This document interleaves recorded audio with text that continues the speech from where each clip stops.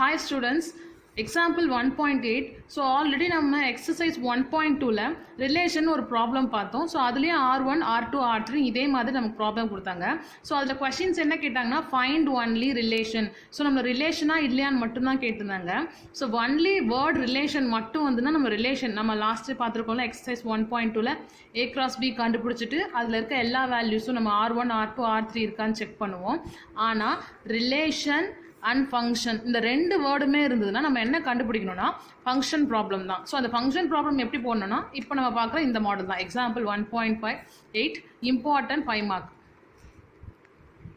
ஓகேங்களா? So relation function இந்த ரெண்டு வேர்டுமே இருந்தால் எந்த மாடலில் போடணும்? இப்போ நம்ம பார்க்க போகிற ஃபங்க்ஷன் மாடலில் தான் போடணும். So given question if X equal to -5, 1, 3, 4 and Y equal to a, b, c. So 2 set of elements கொடுத்துருக்காங்க. Then which of the following relations are function from X to Y. நமக்கு என்ன கேட்டிருக்காங்கன்னா கொடுத்துருக்கு இந்த R1, R2, R3 எல்லாமே நமக்கு ஃபங்க்ஷன்ஸான்னு கேட்டிருக்காங்க. ஓகேங்களா? So first of all இந்த ப்ராப்ளம் கொடுத்தாங்கன்னா நமக்கு இந்த A cross B இது மாதிரி எதுவுமே தேவையில்லை. நமக்கு என்னன்னா ஃபர்ஸ்ட் கொடுத்துருக்க R1 எழுதுங்க. எழுதியாச்சா? -5, A, 1, A, 3, B. அதுக்கப்புறமா நம்ம கொஷின்ல கொடுத்த இந்த எக்ஸும் பியும் நம்ம ஆரோ டயக்ராம்ல எழுதிக்கோங்க. ஸோ நான் எக்ஸ் நமக்கு என்ன கொடுத்துருக்காங்க -5, 1, 3, 4ன்னு சொல்லிட்டு அது வேல்யூ ஃபுல்லாக நான் லைனாக எழுதுறேன். -5, 1, 3, 4. அடுத்து என்ன கொடுத்துருக்காங்க பாருங்க, Y value A B C, A B C. So இதுக்கப்புறம் எப்பவுமே எல்லா ப்ராப்ளத்தும் R1, R2, R3 எல்லாத்துக்கும் இதே மாதிரி டயக்ராம்ஸ் தான் வரைய போகிறோம். நம்ம எதை யூஸ் பண்ணி ஆரோ டயக்ராம் வரையணும்னா R1 கொடுத்துருக்காங்களே. ஸோ R1 நமக்கு என்ன கொடுத்தாங்க பாருங்க -5, A. ஸோ அது ஆரோ டயக்ராமாக வரைங்க. -5, A. அடுத்து என்ன கொடுத்தாங்க 1, A, 1, A. அடுத்தது 3, 4, 3, 4. கொஷனில் என்ன கேட்டிருக்காங்கன்னா இது நமக்கு என்னன்னு கேட்டிருக்காங்க, ஃபங்க்ஷனா இல்லையான்னு கேட்டிருக்காங்க.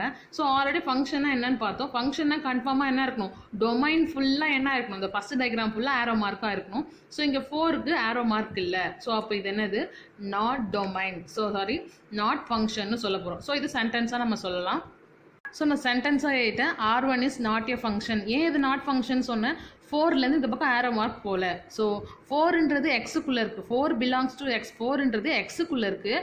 ஆனால் does not have a image of Y. So already சொல்லியிருக்கேன், ஒரு பர்சன் இங்கே இருக்காருன்னா அவருக்கு முன்னாடி இருக்க இந்த மிரர் தான் என்னது, இமேஜ். ஓகேங்களா? ஸோ அதே மாதிரி தான் ஃபஸ்ட் இருக்க இதுதான் என்னது நமக்கு ப்ரீ இமேஜ்.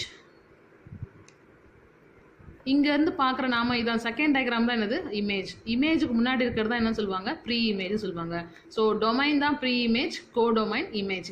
ஸோ அப்போது 4க்கு என்ன இல்லை, நமக்கு இமேஜ் இல்லை. ஸோ அதான் கொடுத்துருக்காங்க, does not have an image of ஒய்ன்னு கொடுத்துருக்கோம். ஸோ இதான் நம்மளோட ஆன்சர். இதே மாதிரி நம்ம என்ன பண்ணணும், அடுத்தது R2க்கு எழுத போகிறோம். ஸோ நான் R2 கொஷின் எழுதிட்டேன். -5, B, 1, B, 3, A, 4, C டயக்ராமில் எழுதியாச்சு. கொஷனில் கொடுத்துருந்த இந்த எக்ஸ் வேல்யூவும் ஒய் வேல்யூவும் ஃபுல்லாக நான் எழுதிட்டேன். டொமைன் அண்ட் கோடொமைனில் ஃபுல்லாக எழுதிட்டேன். இப்போ எதை யூஸ் பண்ணி ஆரோ மார்க் போனோன்னா இதை யூஸ் பண்ணி தான் -5, B, -5, B. Next one 1, B, 1Bயும் சேர்த்து போடுங்க. நெக்ஸ்ட் ஒன் 3, A, 3லேருந்து Aக்கு.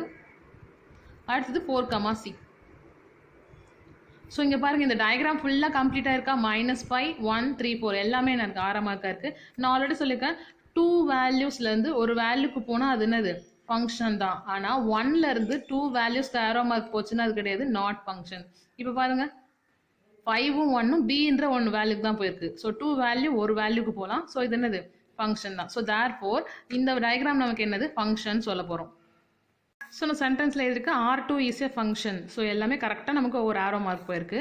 R2 is a function and each element of X has a unique image in a Y. யூனிக்னா ஒவ்வொன்றுத்துக்கும் ஒரு ஆன்சர் கரெக்டாக இருக்குன்னு சொல்லியிருக்காங்க. So X has and unique images in Y. So next subdivision 3.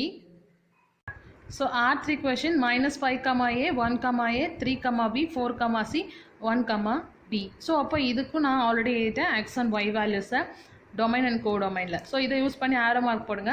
-5, A. So -5, A.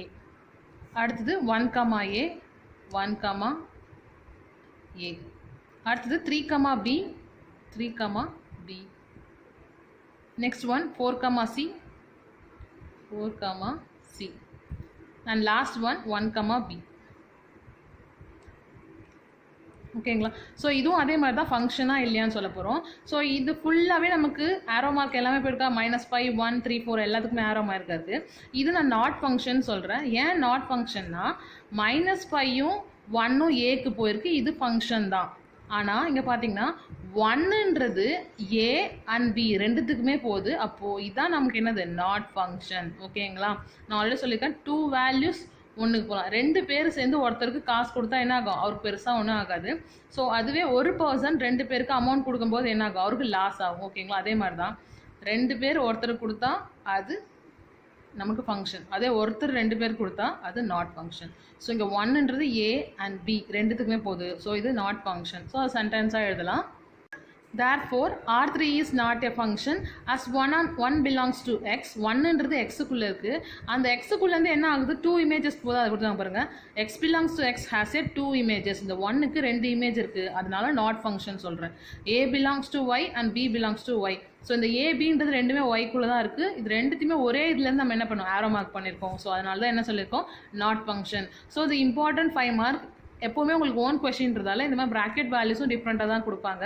So அதனால் இந்த ப்ராப்ளமை class ஒர்க்கில் எழுதிட்டு மறுபடியும் எனக்கு ஓனாக பார்க்காம எழுதி அனுப்புங்க. இதுதான் உங்களுக்கு homework.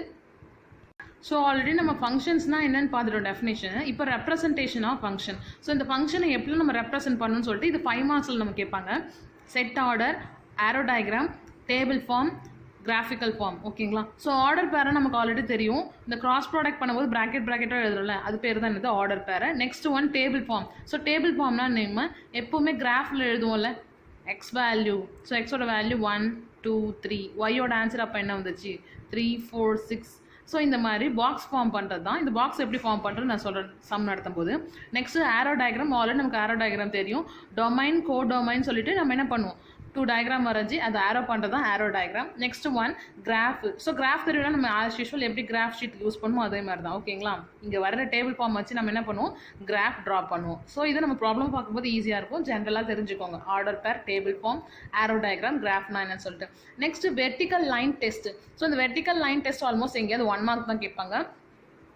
And curve draw in a graph represent a function if every vertical line intersect a curve with at most 1 point. So at most 1 point na only 1 point தான். ஓகேங்களா. ஸோ நம்ம என்ன இருக்கணும், ஒரு பாயிண்ட் தான் என்ன இருக்கணும், இன்டர்செக்ட் ஆகிருக்கணும். ஓகேங்களா. ஆல்ரெடி ஒரு கர்வ் கொடுத்துருப்பாங்க கிராஃபில். அந்த கர்வ் நம்ம வரைகிற வெர்டிக்கல் லைனை ஏதாவது ஒரு பிளேஸில் இன்டர்செக்ட் பண்ணாதான் அது வெர்டிக்கல் டெஸ்ட்டை சாட்டிஸ்ஃபை பண்ணியிருக்குன்னு அர்த்தம். ஓகேங்களா. ஸோ இப்போ என்ன பண்ணி பாருங்க, இதுதான் கிராஃப். கர்வ்ன்றது இந்த ரெட் கலரில் இருக்க எல்லாமே என்னது கர்வ் தான். ஸோ இப்போ ஒரு கிராஃப் இருக்குது, அது ரெட் கலர் கர்வ் இருக்குது. இதில் நான் புதுசாக ஒரு லைன் ட்ரா பண்ணியிருக்கேன். ஓகேங்களா. இதை கொடுத்துருக்காங்க, நான் சொல்கிறேன். ஓகேங்களா. இந்த கர்வ் வந்து வெர்டிக்கல் மீன்ஸ் வாட் தானே, வெர்டிக்கலாக இந்த லைன் நான் போடும்போது எங்கெல்லாம் டச் ஆகிருக்கு பாருங்கள். இந்த கர்வில் 1 இந்த பிளேஸில் டச் ஆகிருக்கு, அதுக்கப்புறம் இந்த பிளேஸ் 2 பிளேஸில் டச் ஆகிடுச்சுன்னா அது என்ன கிடையாது, வெர்டிக்கல் டெஸ்ட்டை சாட்டிஸ்ஃபை பண்ணலை. ஓகேங்களா. அடுத்து இந்த சம் பாருங்கள், 2 லைன் போட்டிருக்கோம். ஓகேங்களா. ஃபஸ்ட்டு லைன் இங்கே நான் போட்டிருக்கேன். இந்த வெர்டிக்கல் லைன் எங்கே இன்டர்செக்ட் ஆகுது பாருங்கள், 1. ஓகேங்களா. ஸோ இந்த செகண்ட் டயக்ராம் நமக்கு பாருங்கள், ஒன்லி 1 பிளேஸ் தான் என்ன இருக்குது, இந்த லைன் நமக்கு என்ன ஆகுது, வெர்டிக்கல் லைனோட இன்டர்செக்ட் ஆகிருக்கு. ஓகேங்களா. ஸோ ஒரு பிளேஸ் தான் இன்டர்செக்ட் ஆகுறதால இதுவும் என்ன ஆயிடுச்சு, சாட்டிஸ்ஃபை ஆயிடுச்சு. அப்போ இது ட்ரூ. ஓகேங்களா. அடுத்து பாருங்கள், இந்த யூ ஷேப்பு, இந்த லைன் நமக்கு எங்கே சாட்டிஸ்ஃபை ஆகுது பாருங்கள், இங்கே ஒரு பிளேஸில் இன்டர்செக்ட் ஆகுது, செகண்ட் பிளேஸில் இன்டர்செக்ட் ஆகுது. ஸோ ஒரு பாயிண்ட் தான் இன்டர்செக்ட் ஆகும்னு சொன்னேன். அப்போ இதுவும் என்னது, வெர்டிக்கல் டெஸ்ட்டை சாட்டிஸ்ஃபை பண்ணலை. அதே மாதிரி சப்டிவிஷன் 4 கொடுத்துருக்காங்க. இதுலேயும் பாருங்கள், இந்த blue colour line. So blue colour line எங்கே இன்டர்செக்ட் ஆகிருக்கு, இந்த ரெட் கலரில் இங்கே ஒரு பிளேஸில் தான். ஸோ இந்த ஒரு பிளேஸ்ன்னும் போது நமக்கு என்னது, இது சாட்டிஸ்ஃபை ஆகிடுச்சு. ஸோ ஆல்ரெடி கொடுத்துட்டாங்க பாருங்கள், ஏ சி மொத்தம் டி வரைக்கும் இருந்துச்சு. ஏ பி சி டி நம்ம பார்க்கும்போதே எப்படி இருந்துச்சுன்னா, ஏ சாட்டிஸ்ஃபை ஆகலை, பி சாட்டிஸ்ஃபை ஆகுது, சி ஆகலை. ஸோ ஏவும் சியும் சாட்டிஸ்ஃபை ஆகலை. அது அப்படியே அங்கே கொடுத்துருக்காங்க பாருங்கள். நமக்கு சப்டிவிஷன் ஏவும் சியும் do not represent a function. Vertical line என்ன பண்ணல, இது கரெக்டாக ஃபங்க்ஷன் ரெப்ரசென்ட் பண்ணல. And B and D, so நம்ம பார்த்த இந்த லாஸ்ட் ஒன்னும் பி கொஷனும் என்ன இருக்குது, ரெப்ரசன்ட் ஏ ஃபங்க்ஷன் கரெக்டாக என்ன இருக்குது, வெர்டிக்கல் லைனை சாட்டிஸ்ஃபை பண்ணுது. Next one, any equation represent in a graph is usually called A curve. So ஈக்குவேஷனில் ரெப்ரசென்ட் பண்ணி நம்ம வரைகிற கிராஃப் எல்லாமே என்ன ஃபார்ம் பண்ணும், கர்வை ஃபார்ம் பண்ணும். இதை நமக்கு என்ன பண்ணுவாங்க, 1 மார்க்ஸில் கேட்பாங்க. Equation represent in a graph is usually called, என்னன்னு அதை சொல்லுவோம், கர்வ்னு சொல்லணும். இதையும் பார்த்துக்கோங்க. நெக்ஸ்ட் ப்ராப்ளம் பார்க்கலாம். Next definition types of function. இதில் ஒன் ஒன் ஃபங்க்ஷன் தான் என்னென்னு பார்த்துருவோம். One one function means a function a to a is called a one one function. Its distinct element of a has a distinct image in b. So இது எப்படி இருக்குன்னா one one ஃபங்க்ஷனாக என்ன இருக்குன்னா same நம்ம ஃபங்க்ஷனில் பார்த்து தான் கொஞ்சம் டிஃப்ரெண்ட் ஆகும். இது என்னென்னா நமக்கு இது ஃபுல்லாக என்ன ஆயிருக்கணும், ஆரோ மார்க் ஆயிருக்கணும், அவ்வளோதான். அது எப்படி வேணால் ஆரோ மார்க் ஆயிருக்கலாம். டொமைன் ஃபுல்லாக ஆரோ மார்க் ஆயிருந்துன்னா அது பேர் என்னது, ஒன் ஒன் ஃபங்க்ஷன். இந்த சைடில் இங்கே பாருங்கள் பீக்கெலாம் ஆகல, அதை பற்றி நம்ம கன்சிடரே பண்ணிக்கூடாது. கொஷினில் ஒன் ஒன் ஃபங்க்ஷனான்னு கேட்டாங்கன்னா நீங்கள் என்ன பண்ணணும், டயக்ராமில் இது ஃபுல்லாக டொமைன் ஃபுல்லாக ஆரோ மார்க் ஆயிருக்கான்னு பாருங்கள். 1 2 3 எல்லாமே ஆரோ மார்க் ஆயிருக்கு. So it is a one one function. One one ஃபங்க்ஷனுக்கு இன்னொரு பேர் என்ன இருக்குது, இன்ஜெக்டிவ் ஃபங்க்ஷன். ஸோ இந்த சிம்பிளுக்கு நம்ம மல்டிபிள்னு சொன்னோம், இப்போ நம்ம கிராஸ் ப்ராடக்ட் படிக்கிறோம். அதே மாதிரி தான் இந்த டைப்புக்கு ஒன் ஒன் ஃபங்க்ஷன் இன்னொரு பேர் என்னது, இன்ஜெக்ஷன். ஓகேங்களா, இதுக்கு இன்னொரு பேர் இன்ஜெக்ஷன். இது நிறைய டைம்ஸ் ஒன் மார்க் சூஸில் கேட்டிருக்காங்க, இது இம்பார்ட்டன்ட். ஓகேங்களா, ஒன் ஒன் ஃபங்க்ஷனுக்கு இன்னொரு நேம் என்னன்னு கேட்பாங்க. அண்ட் நெக்ஸ்ட் ஒன் பார்ப்போம், second type many one function. So வேர்ட்லேயே நமக்கு புரியுது மெனி ஒன் ஃபங்க்ஷன். ஒன்னா ஒன்னோட தான் நம்ம என்ன பண்ணோம், ஃபங்க்ஷன் பண்ணோம். Many one function means what.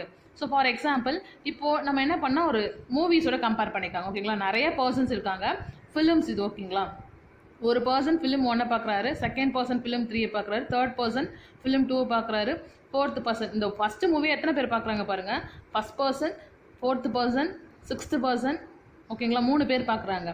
So இந்த மாதிரி ஏதாவது ஒன்றையே 2 or 3க்கு மேலே என்னதாக ஆரோ மார்க் ஆயிருக்குன்னா அது பேர் தான் நமக்கு என்னது, மெனி ஒன் ஃபங்க்ஷன். ஸோ அதுக்காக தான் நம்ம ரெப்ரசன்டேஷன் இந்த மூவி நாம்சம். ஒரு நிறையா பர்சன் வந்து ஒரே மூவியை பார்க்குறது பேர் தான் என்னது, மெனி ஒன் ஃபங்க்ஷன். ஸோ இதுக்கு ஈஸியான எக்ஸாம்பிள் இதுதான். ஓகேங்களா, நிறையா பர்சன் ஒரு மூவி பார்க்குது. அப்போது இங்கேருந்து நிறையா ஆரோ மார்க் இந்த சைடில் போச்சுன்னா 2 or 3, 2க்கு மேலே போயிட்டு ஆரோ மார்க் இருந்தாலும் இங்கே பாருங்கள் பர்சன் 1, பர்சன் 4, பர்சன் 6 இவங்க எல்லாமே ஃபிலிம் 1 பார்க்குறாங்க. ஸோ இந்த மாதிரி 2 or 3 ஆரோ மார்க்ஸ் ஒரே ஒரு ஃபங்க்ஷனில் நமக்கு ரெப்ரசென்ட் ஆச்சுன்னா அதுதான் என்னன்னு சொல்லுவாங்க, many one function.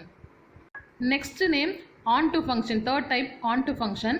So one one function உங்களுக்கு கிளியராக புரிஞ்சிருச்சுன்னா அதுக்கு ஆப்போசிட் அப்படியே on to function. One one function என்ன சொன்னேன்னா இந்த டொமைன் ஃபுல்லாக ஆரோ மார்க்காக இருக்கணும், அதுதான் நான் என்னன்னு சொன்னேன், one one function. On to function அப்படியே ஆப்போசிட் என்னென்னா நமக்கு இந்த செகண்ட் டயக்ராம் ஃபுல்லாக ஆரோ மார்க்காக இருக்கணும். அது 1க்காகலாம் இல்லை 2க்காகலாம் எது வேணால் நம்ம பார்க்காதீங்க. செகண்ட் கோடொமைன் டயக்ராம் ஃபுல்லாக ஆரோ மார்க் கம்ப்ளீட் ஆகிருந்துச்சுன்னா அது பேர் என்னது, ஆன் டு ஃபங்க்ஷன். ஓகேங்களா, ஒன் ஒன் ஃபங்க்ஷன்னா ஃபஸ்ட் இருக்க டயக்ராம் எல்லாம் ஆரோ மார்க்கில் இருக்கணும். ஆன் டு ஃபங்க்ஷன்னா செகண்ட் டயக்ராம் எல்லாம் கரெக்டாக ஆரோ மார்க்காக இருக்கணும்னு பார்க்கணும். இது ஃபஸ்ட் டயக்ராம் இருக்கா இல்லையா இதெல்லாம் பார்க்காதீங்க, செகண்ட் டயக்ராம் ஃபுல்லாக ஆரோ மார்க்காக இருக்கணும், அது பேர் தான் ஆன் டு ஃபங்க்ஷன். ஸ்டார்டிங்கில் நம்ம ஒன் ஒன் ஃபங்க்ஷனுக்கு இன்னொரு நேம் என்னென்னு பார்த்தோம், இன்ஜெக்ஷன் பார்த்தோம். அதே மாதிரி தான் ஆன் டூக்கு இன்னொரு நேம் என்ன இருக்குது, suggestion. And last type is into function. So into ஃபங்க்ஷன்னா என்னென்னா ஓகேங்களா, செகண்டு கோடொமைன் டயக்ராம் இருக்கலாம், இதில் ஏதாவது ஒன்று இல்லை ஒன்றுக்கு மேலே ஏதாவது ஆரோ மார்க் ஆகாமல் இருக்கணும், அது பேர் தான் என்னது, இன்டு ஃபங்க்ஷன். ஓகேங்களா, டெஃபினேஷனை கூட நான் காமிக்கிறேன் பாருங்கள். ஸோ டெஃபினேஷன் என்ன சொல்லியிருக்காங்க பாருங்கள், function f A to B is called an into function. Into function சொன்னோன்னா எப்படி இருக்கும், there exist at least one element in B which is not a image of any element of A. ஓகேங்களா, அதுதான் இங்கே அப்படியே இங்கே டயக்ராம் சொல்கிறேன்.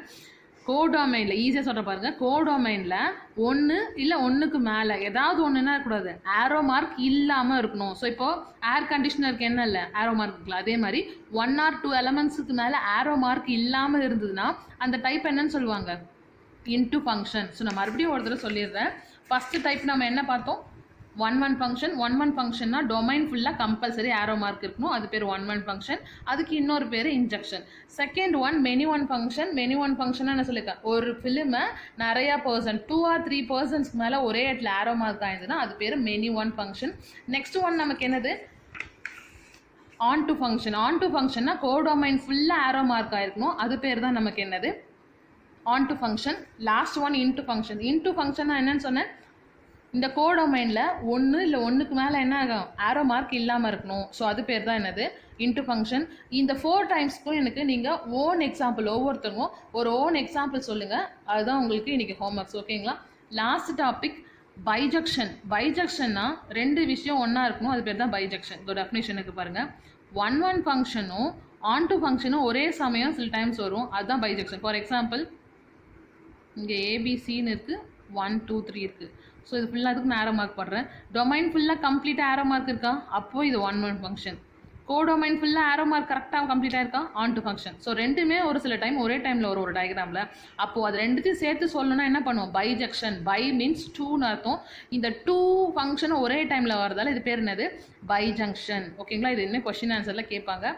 Thank you to all. ஹோம்ஒர்க்கை சப்மிட் பண்ணுங்கள். நான் சொல்ல அந்த 4 டைப்ஸும் அதுக்கப்புறம் நான் எக்ஸாம்பிள் சம்மையும் ஹோம்ஒர்க்கை சப்மிட் பண்ணுங்கள் பார்க்காம எழுதி.